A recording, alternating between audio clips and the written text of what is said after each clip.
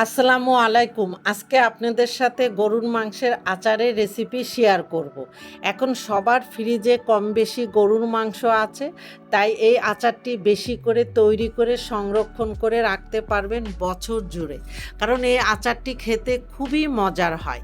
Video ভালো লাগলে না টেনে পুরো দেখার অনুরোধ রইল। আচার তৈরি করার জন্য প্রথমে এখানে আমি হাড় চর্বি ছাড়া হাফ কেজি গরুর মাংস এরকম ছোট ছোট পিসেস করে কেটে নিয়েছি। আর এই আচার তৈরি করার জন্য আপনার মাংসের টুকরোগুলি এইরকম ছোট করে কেটে নিতে হবে। এখন আমি যে পাত্রে মাংস রান্না করব সরাসরি মাংসগুলি সেই পাত্রে নিয়ে মাংসের মধ্যে দিয়ে দিব রসুন বাটা 1 চা চামচ, আদা বাটা 1 চা চামচ, জিরা বাটা 1 চা চামচ, ধনিয়া গুঁড়া 1 চা চামচ, গরম মশলার গুঁড়া হাফ চা চামচ, লাল মরিচের গুঁড়া 1 চা চামচ বা স্বাদ মতো দিয়ে নিতে পারেন, হলুদের গুঁড়া 1/4 চা চামচ, লবণ স্বাদ মতো এবং সরিষার তেল 2 টেবিল চামচ দিয়ে এখন মাংসের সাথে সব মশলাগুলি খুব ভালো মতো মেখে নিতে হবে। আমি আজকে একটা স্প্যাচুলা দিয়ে মাংসের সাথে মশলাগুলি মিশিয়ে নিচ্ছি। আপনারা চাইলে এই কাজটি হাত দিয়েও খুব ভালো মতো করে নিতে পারেন। মাংসের সাথে মশলা খুব ভালো মতো মেশানো হয়ে গিয়েছে। এখন মাংস সিদ্ধ হওয়ার জন্য এখানে আমি 2 কাপের মতো নর্মাল পানি দিয়ে মাংসের সাথে মিশিয়ে পাত্রটা সরাসরি চুলার উপরে বসিয়ে চুলার হিট মিডিয়ামে রেখে ঢাকনা দিয়ে একটা বলক আসা পর্যন্ত অপেক্ষা করব। মাংসে যখন ভালো মতো একটা বলক চলে আসবে তখন ঢাকনাটা তুলে আবারও মাংসগুলি নেড়েচেড়ে মিশিয়ে দিয়ে চুলার হিট মিডিয়াম লোর মাঝামাঝি রেখে ঢাকনা দিয়ে মাংস সিদ্ধ হওয়া পর্যন্ত অপেক্ষা করব। আর আমি যে পরিমাণে পানি দিয়েছি সেই পরিমাণে পানিতে এই মাংস পারফেক্টভাবে সিদ্ধ হবে, কারণ মাংসের টুকরোগুলি ছোট ছোট করে কেটে নেওয়া হয়েছে, তাছাড়া মাংসের থেকেও কিছুটা পানি ছাড়বে। আর ঢাকনাটা দিয়ে রান্না করার সময় মাঝে মাঝে ঢাকনাটা তুলে 1-2 বার একটু নেড়েচেড়ে মিশিয়ে দেবেন, তা না হলে তলানিতে লেগে যাওয়ার সম্ভাবনা থাকে। আমি ঢাকনাটা তুলে নিচ্ছি। মাংস একদম পারফেক্টভাবে সিদ্ধ হয়েছে। আর এখন এই মাংসের মধ্যে যে এক্সট্রা পানি আছে চুলার হিট মিডিয়াম হাইতে রেখে এক্সট্রা পানিটা আমি নেড়েচেড়ে শুকিয়ে নেব। আর এই পর্যায়ে চেক করে দেখবেন আপনার মাংসটা সিদ্ধ হয়েছে কিনা। আমি চেক করে দেখেছি আমার মাংসগুলো একদম পারফেক্টভাবে সিদ্ধ হয়েছে।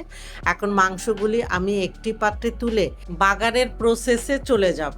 এই জন্য চুলায় ওই একই প্যান বসিয়ে দিয়ে এখানে আমি হাফ কাপ সরিষার তেল দিয়ে হালকা গরম করে নিয়ে এখন এই তেলের মধ্যে দেশি 2টি রসুনের কোয়া আমি দিয়ে দিচ্ছি আস্ত 5-6টি রসুন বা আপনাদের ইচ্ছা মতো এখানে রসুন দিয়ে 1 মিনিটের মতো তেলের মধ্যে রসুনগুলি ভেজে নিয়ে এখানে আমি কিছুটা শুকনা মরিচ, ধরেন 5-6টি শুকনা মরিচ বা আপনাদের ইচ্ছা মতো শুকনা মরিচ দিয়ে এখন মরিচগুলিকে আরও 1 মিনিটের মতো ভেজে নেব। রসুন এবং মরিচ ভাজা হয়ে গেলে আগের থেকে রান্না করে রাখা সব মাংসগুলি এই তেলের মধ্যে দিয়ে মাংস, রসুন, শুকনা মরিচ সব ভালো মতো নেড়ে মিশিয়ে কিছুক্ষণ ভাজতে হবে। আচ্ছা, এখানে যেহেতু আমি পরিমাণে কম করছি আজকে আচারটা, তাই এখানে তেলের পরিমাণটাও কম।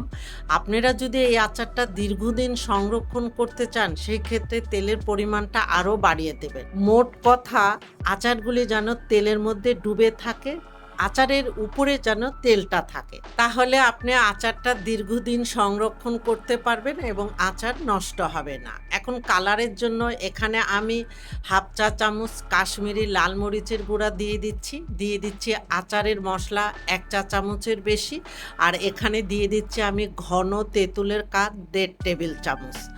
দিয়ে দিচ্ছি স্বাদের ব্যালেন্সের জন্য হাফ চা চামচ চিনি দিয়ে এখন সব কিছু ভালো মতো নেড়ে মিশিয়ে আরও কিছুক্ষণ জাল করব।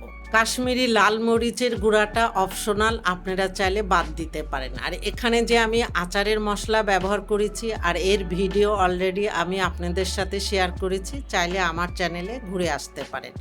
আপনারা চাইলে আচারের মশলার পরিবর্তে এখানে পাঁচফোড়নের গুঁড়াটাও ব্যবহার করতে পারেন।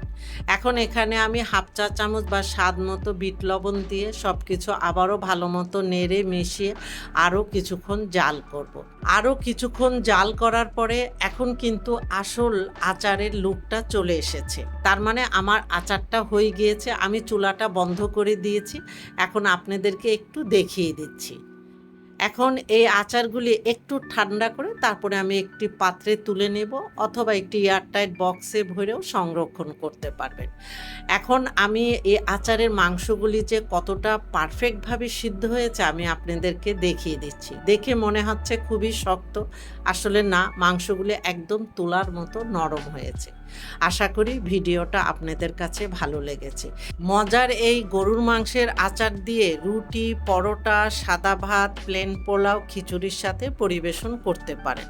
আপনারা ভালো থাকবেন, আমাদের জন্য দোয়া করবেন। আল্লাহ হাফেজ।